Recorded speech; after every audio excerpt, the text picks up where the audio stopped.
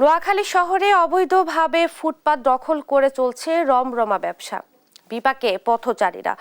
বিস্তারিত জানাতে যুক্ত হচ্ছেন সহকর্মী মাওলা সুজন।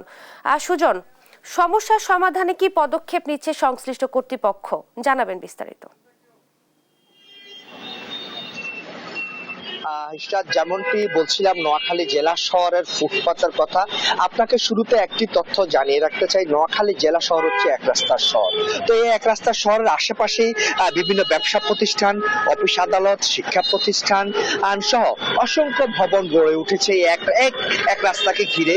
তা আপনি নিশ্চয়ই এখন দেখতে পাচ্ছেন যে নোয়াখালী যে ফুটপাতের একটি চিত্র আপনি দেখতে পাচ্ছেন যে সরু চিকনে ফুটপাতটি অবৈধভাবে দখলে নিয়ে বিভিন্ন ব্যবসা প্রতিষ্ঠানের পোস্টার সাজিয়ে বসেছে ব্যবসায়ীরা।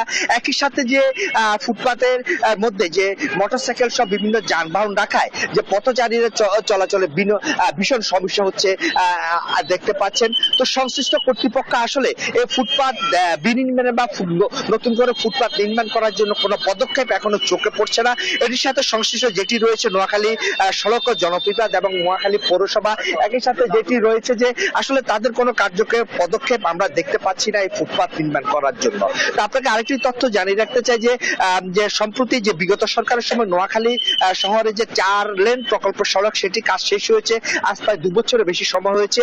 এই 2 বছর পরেও কিন্তু এই যে পরিকল্পিত ফুটপাত নির্মাণ করার জন্য যে জনসাধারণ সহ নোয়াখালী নাগরিক সমাজ যে দাবি তুলে আসছে, আসলে এই দাবির সাথে তারা এই দাবিকে তারা কর্ণপাত করছেন না। তো কারণ হিসেবে যে কর্তৃপক্ষের অবহেলাকে আমরা অনেকটা মনে করছি যে তারা আসলে এই ফুটপাত নির্মাণ করার জন্য যে তাদের যে কোনো প্রকল্প বা তাদের যে কোনো যে ভ্রুক্ষেপ তা আজও আমরা দেখতে পাচ্ছি না। একই সাথে জেলা প্রশাসনের সাথে কথা হয়েছে, জেলা প্রশাসন বিভিন্ন সময় এই ফুটপাতকে অবৈধ দখল মুক্ত করার জন্য বিভিন্ন সময় অভিযান চালায়, কিন্তু দুদিন পরে আবার এই অবৈধ ব্যবসায়ীরা আবার এই ফুটপাত দখল করে তাদের ব্যবসা বা ফসা সাজিয়ে বসে।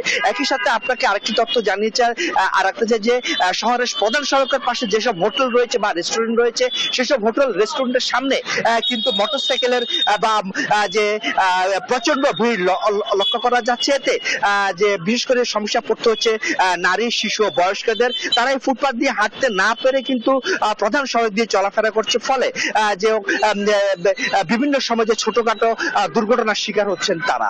তো আসলে যে নাগরিক সমাজ মনে করছে যে অতি সত্বর যদি এই ফুটপাত যদি নির্মাণ করা না হয় তাহলে যে পরিকল্পিত একটি ফুটপাত নির্মাণ করার দাবি জানিয়ে আসছে নাগরিক সমাজ, এবং তা অতি সত্বরে দ্রুত বাস্তবায়ন হবে বলে আশা করছেন তারা।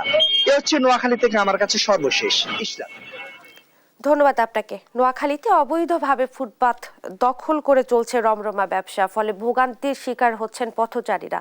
বিস্তারিত জানাচ্ছিলেন সহকর্মী মাওলা সুজন।